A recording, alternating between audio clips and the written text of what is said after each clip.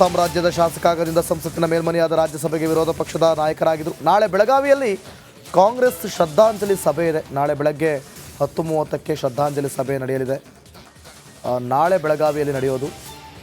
ಬಹುತೇಕ ಅಲ್ಲಿ ಶತಮಾನೋತ್ಸವ ಕಾರ್ಯಕ್ರಮ ಇತ್ತು. ಶತಮಾನೋತ್ಸವ ಕಾರ್ಯಕ್ರಮಕ್ಕೆ ಬ್ರೇಕ್ ಬಿದ್ದಿದೆ.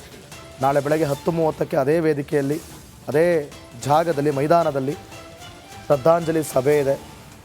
ಎಲ್ಲ ಕಾರ್ಯಕರ್ತರು ಕೂಡ, ಎಲ್ಲರೂ ಕೂಡ ಅಲ್ಲಿ ಸೇರುವಂಥ ನಿರೀಕ್ಷೆ ಇದೆ. ಅಲ್ಲಿ ಅವರಿಗೆ ಶ್ರದ್ಧಾಂಜಲಿ ಕಾರ್ಯಕ್ರಮವನ್ನು ಮಾಡಲಾಗುತ್ತೆ, ಶೋಕಾಚರಣೆಯನ್ನು ಮಾಡಲಾಗುತ್ತೆ, ಮೌನಾಚರಣೆಯನ್ನು ಮಾಡಲಾಗುತ್ತೆ.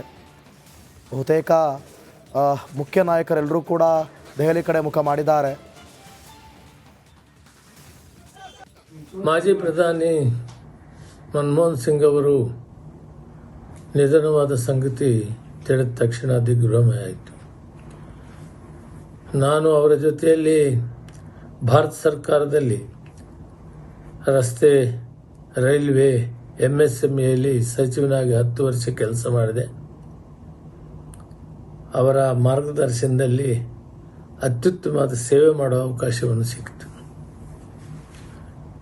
ಈ ಜಗತ್ತಿನ ಅತಿ ಶ್ರೇಷ್ಠ ಅರ್ಥ ತಜ್ಞರಲ್ಲಿ ಒಬ್ಬರಾದಂಥವರು, ಹೊರದೇಶಗಳಿಗೆ ಮಾರ್ಗದರ್ಶನವನ್ನು ಕೊಡಿದಂಥವರು.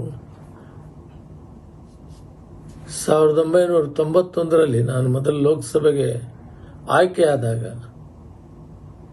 ನರಸಿಂಹರಾವ್ ಅವರು ಪ್ರಧಾನಮಂತ್ರಿ ಆದಾಗ ಅರ್ಥ ಸಚಿವರಾಗಿ ಈ ರಾಷ್ಟ್ರ ಆರ್ಥಿಕ ಪರಿಸ್ಥಿತಿ ಕಷ್ಟ ಇದ್ದಂಥ ಕಾಲದಲ್ಲಿ ಈ ರಾಷ್ಟ್ರವನ್ನು ಬಹಳಷ್ಟು ಅಭಿವೃದ್ಧಿ ಮಾಡಲಿಕ್ಕೆ, ಆರ್ಥಿಕ ಪರಿಸ್ಥಿತಿಯನ್ನು ಸರಿಪಡಿಸಲಿಕ್ಕೆ ಅತಿ ಹೆಚ್ಚು ಕೆಲಸವನ್ನು ಮಾಡಿದಂಥವರು. ಅದರ ಮುಖಾಂತರ ಅವರು ಪ್ರಧಾನಮಂತ್ರಿ ಆದ ಮೇಲೆ ಈ ರಾಷ್ಟ್ರದಲ್ಲಿ ಸಮಗ್ರ ಅಭಿವೃದ್ಧಿಗೆ, ಆರ್ಥಿಕ ಸ್ಥಿತಿಯಲ್ಲಿ ಜಗತ್ತಿನ ಬೇರೆ ರಾಷ್ಟ್ರಗಳ ಜೊತೆಗೆ ಹೋಲಿಕೆ ಮಾಡಿದರೆ ಬಹಳಷ್ಟು ಅತ್ಯುತ್ತಮ ಮಟ್ಟಕ್ಕೆ ತಂದರು. ಎಷ್ಟೋ ರಾಷ್ಟ್ರಗಳು ಒಂದು ಸಂದರ್ಭದಲ್ಲಿ ಸಕಾಲಕ್ಕೆ ಹಣವನ್ನು ಕಟ್ಟದೆ ಅವರು ಡಿಫಾಲ್ಟ್ ಆದಾಗ ಮನಮೋಹನ್ ಸಿಂಗ್ ಅವರು ವರ್ಲ್ಡ್ ಬ್ಯಾಂಕ್ಗೆ ತಗೊಂಡಿದ್ದ ಸಾಲವನ್ನು 3 ತಿಂಗಳು ಮೊದಲು ಕಟ್ಟಿ ಜಗತ್ತಿನಲ್ಲಿ ಭಾರತ ದೇಶಕ್ಕೆ ಒಂದು ಬಹುಮಾನವನ್ನು ತಂದಂಥ ಕೀರ್ತಿ ಮನಮೋಹನ್ ಸಿಂಗ್ ಅವ್ರಿಗೆ ಸೇರಬೇಕು. ಇಂಥ ಒಬ್ಬ ಅರ್ಥ ತಜ್ಞರನ್ನು, ಪ್ರಧಾನಿಯನ್ನು ನಾವು ಕಳ್ಕೊಂಡಿದ್ದೇವೆ. ಅವರು ಈ ದೇಶಕ್ಕೆ ಕೊಟ್ಟ ಕೊಡುಗೆ, ಮಾರ್ಗದರ್ಶನ, ಅಭಿವೃದ್ಧಿ ನಮ್ಮೆಲ್ಲರಿಗೂ ದಾರಿದೀಪವಾಗಿದೆ. ಇಂಥ ಒಬ್ಬ ಮಹಾನ್ ಚೇತನವನ್ನು ಕಳೆದುಕೊಂಡ ಭಾರತ ದೇಶ ಇವತ್ತು ದುಃಖ ತಪ್ತವಾಗಿದೆ. ಅವರ ಆತ್ಮಕ್ಕೆ ಶಾಂತಿಯನ್ನು ಕೊಡ್ತೇನೆ. ಅವರ ಕುಟುಂಬ ಮತ್ತು ಅವರ ಅನುಯಾಯಿಗಳಿಗೆ ಈ ದುಃಖವನ್ನು ಭರಿಸುವ ಶಕ್ತಿ ಭಗವಂತ ಕೊಡಲಿ ಅಂತ ದೇವರನ್ನ ಪ್ರಾರ್ಥನೆ ಮಾಡ್ತೇನೆ.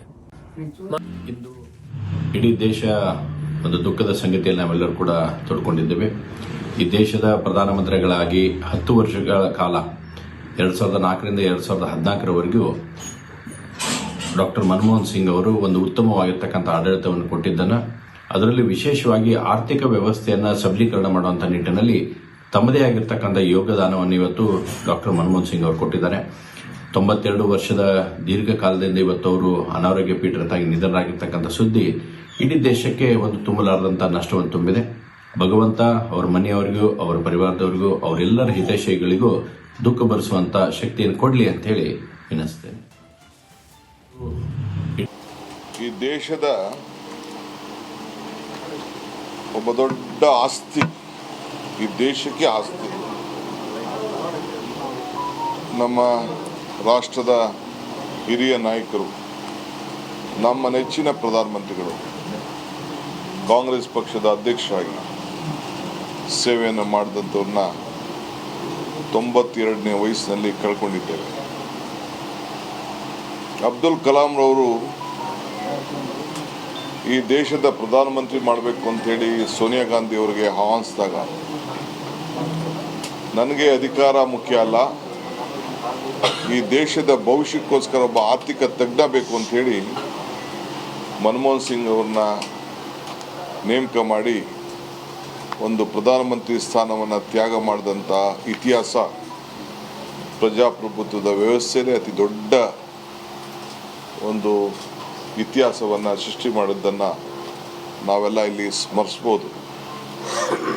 ಒಬ್ಬ ಸರಳತೆ, ಒಂದು ದೊಡ್ಡ ಹೆಸರು, ಒಂದು ಮಾತು ಕೂಡ ಭಾಳ ಮೃದುವಾದಂಥ ಮಾತು, ಯಾವಾಗಲೂ ಕೂಡ ಗಾಂಭೀರ್ಯತೆ, ಪ್ರಾಮಾಣಿಕತೆ, ಆಡಳಿತದಲ್ಲೂ ಕೂಡ ಈ ದೇಶವನ್ನು ಮಾದರಿಯಾಗುವಂಥ ರೀತಿಯಲ್ಲಿ ರಾಷ್ಟ್ರಕ್ಕೆ ಅನೇಕ ರೀತಿಯಾದಂಥ ಸೌಲಭ್ಯಗಳನ್ನು ಒದಗಿಸುವಲ್ಲಿ ಅತ್ಯಂತ ಯಶಸ್ವಿಯಾಗಿ 10 ವರ್ಷ ಕಾಲ 2004ರಿಂದ 2014ವರೆಗೂ ಸರ್ಕಾರದಲ್ಲಿ ಪ್ರಧಾನಿಯಾಗಿ ಅನೇಕ ಯೋಜನೆಗಳು ತರೋದ್ರ ಮುಖಾಂತರ ಬಡವರ ಪರವಾಗಿ ಕಡ್ಡಾಯವಾಗಿ ಎಜುಕೇಷನ್ ಇರ್ಬೋದು, ಆಹಾರ ಇರ್ಬೋದು, ಕಾರ್ಮಿಕರಿಗೆ ಕೂಲಿ ಕೆಲಸ ಇರ್ಬೋದು, ಎಲ್ಲ ರೀತಿಯಲ್ಲಿ 8 ಆ್ಯಕ್ಟ್ಗಳನ್ನವರು ಅವರ 10 ವರ್ಷ ಕಾಲದಲ್ಲಿ ತರದ ಜೊತೆಯಲ್ಲಿ MNREG ಸಹಿತ ಮಹಾತ್ಮ ಗಾಂಧಿ ನರೇಗಾ ಯೋಜನೆ, ಈ ಕೂಲಿ ಕಾರ್ಮಿಕರು ದೇಶದಲ್ಲಿ ಪರಪ್ರದೇಶ ಕೂಲಿಕ್ಕಾಗಿ ಹೋಗ್ತಾ ಇದ್ದಾರೆ, ಅದೊಂದು ಯಶಸ್ವಿಯಾಗಿರ್ತಕ್ಕಂಥ ಪ್ರೋಗ್ರಾಮ್.